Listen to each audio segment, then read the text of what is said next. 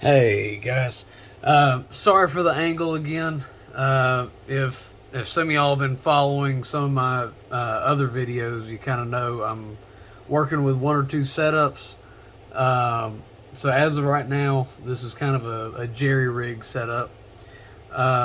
So what I have in front of me right now is a Gen 4 Glock 41. This is the 45 caliber, 45 ACP. And on my right here, this is the Gen 5 9x19 Glock 34. And for all the safety nuts, as usual, they are both cleared. No magazines on the table. Um, in general, this is more or less a Gen 4 to Gen 5 differences. I've seen one or two, but nothing really discrete or kind of points out the facts fairly quickly. So, right off the bat, as you can see, Gen 4, they do not have the ambidextrous slide release. The Gen 5 does. Um, the the triggers on the Gen 5 are, I mean, they have that standard, that Glock mush to them.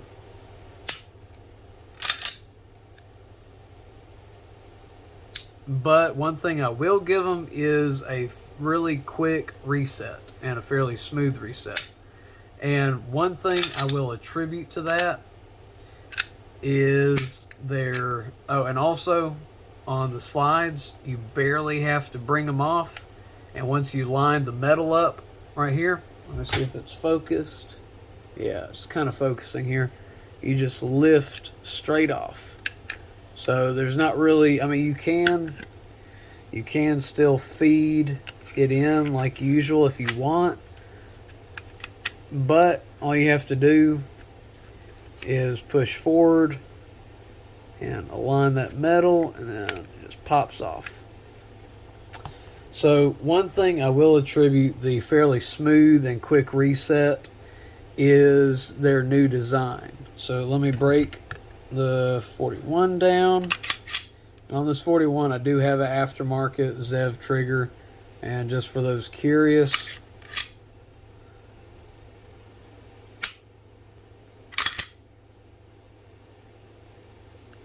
I have it set to see that there's no movement. It literally comes right to that wall. Well, there's some, but it's a crisp. For a Gen 4, a Zev, depending upon who puts it in, I do all of the work myself. But whoever puts the trigger in, can, it really changes, or you can at least tell a difference on at least some of the Gen 4s. So as you can see right here, the Gen 4 is a hook spring system where the spring is under tension. So you have two hooks and it's constantly pulling on each other. And so you can see when that triggers all the way forward, that spring is trying to pull. On the Gen 5, your spring is right on the very front, and it's compression. So with the trigger all the way forward, that spring is compressed. And when you pull the trigger, it pushes away. And so that little clasp right there, that little hook, I guess you could call it, is pushing the trigger back. So really smooth going back, because you also have that added little benefit of the push. And in the difference to me is in some of the different law enforcement some of the shooting platforms, and when I've been shooting or at the range on high round Glocks. I know when I say high round, it's probably going to be maybe 10, 15,000.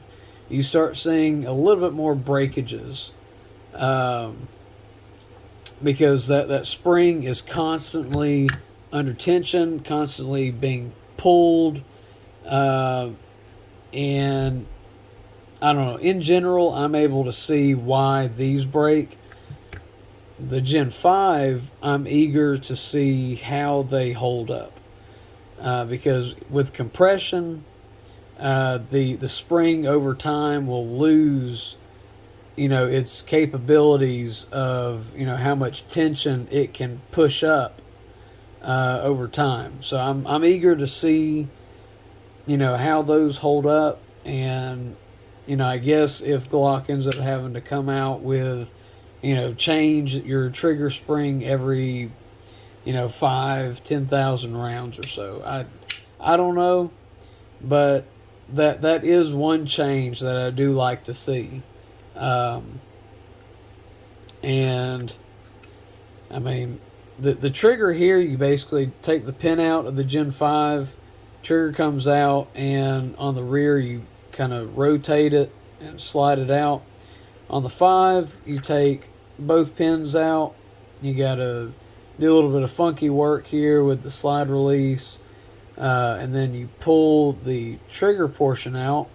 And then the trigger bar, you actually have to hook a certain way to that spring. So definitely easier if you wanted to take it all the way down to the springs itself and clean it. Which, I mean, the Gen 4, it's still easy. It's just one less task you really have to do. Let's see, while I'm in here. Visually, it looks like there's a little bit more support here in the rail system. The dimensions of the frame are still about the same. Right here, though, you do have a little bit more thickness, and this is the Gen 5, Gen 4. And all the stippling I do myself. I have yet to do any kind of border.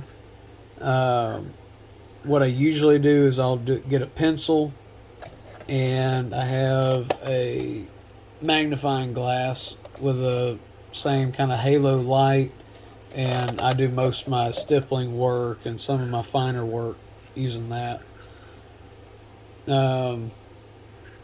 Sorry, getting off track, sorry. The Gen 5 also, as you can tell, between these two, has that built-in magazine well. And I personally, and again, this is 9mm, this is 45. I personally have not really noticed too much because, I mean, the magazine well is about the same size as my 45 well. And to me, they're both easy targets. I have not really noticed much on that.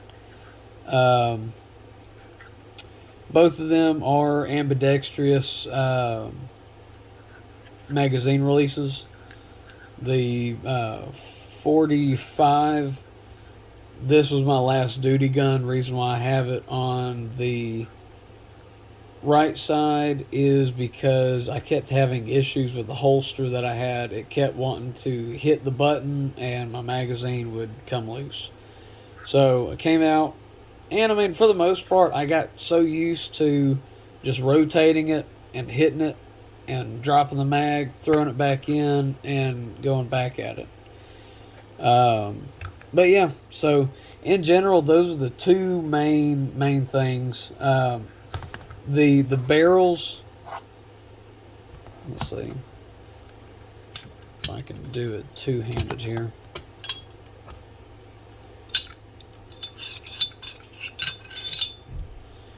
This right here,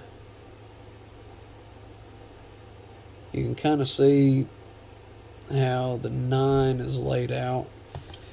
And then the 45, this one is the polygonal rifling, and this one is, which is dirty, so I apologize for that. You can somewhat tell a difference. Let me see if I can get a brighter light down here. There you go. So you can kind of see you have the main groove, and then you have some sub grooves in there, and then there's your polygonal. It's basically just singularly raised surface for each of the spirals, for less of a better term. And then you also have, there's the end difference. So Gen 4 bevel, Gen 5 bevel. Not really that noticeable.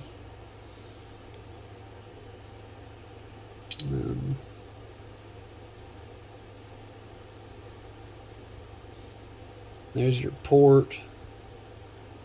They do say that this is more of a reinforced barrel and competition. So they say you can shoot higher pressures out of the 5.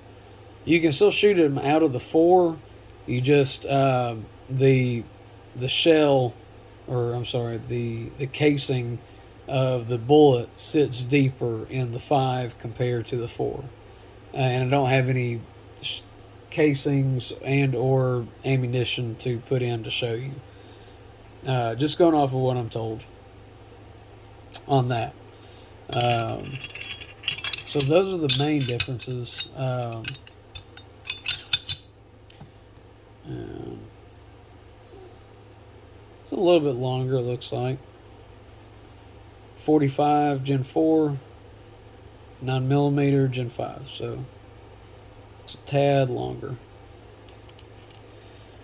There, and also your drop or your safety plunger on both of these. Gen 5 is oval, and Gen 4 and under is all going to be circular. So other than that, everything's still about the same. I mean, same Glock overall, and the rails. It went from the Glock, the Glock rails to more of the mil-spec rails. So whenever people say that the Generation 5s will not fit a holster, it's mainly going to be because of the rail change, the rail diameter and dimension change. You can slightly modify it without really harming the overall usability of this area. But other than that, I'm sure I missed one or two things, but I've only seen maybe one or two Gen 4 to Gen 5 comparison videos. So I wanted to at least put one out with some of my 2 cents in it. So overall, hopefully it helps someone kind of determine if they're wanting to make the change, or I mean, for me, I would probably say one benefit I see is the trigger spring, the mechanism change. But that would have to be something yet to be determined. Simply by putting more rounds in it. And as you can see too, just how many rounds I have, all these ends are polished, and this still kind of has the coating on it. This has maybe 1,500, 2,500 rounds of 45. This one maybe has 15 boxes or so, 50. But it is a good shooter. They're both really good shooters. So other than that, like, subscribe if you know, if some of the content that I have on here is what you like. And other than that, you know, shoot something down in the comments. Let me know what all, you know, everyone's kind of looking for. Gives me ideas, so whenever I have time to kill, I can kind of put together a video and shoot it for y'all and post it up. Sorry for being 15 minutes. This is going to be one of my longer videos. So, other than that, hope y'all enjoyed it. All right.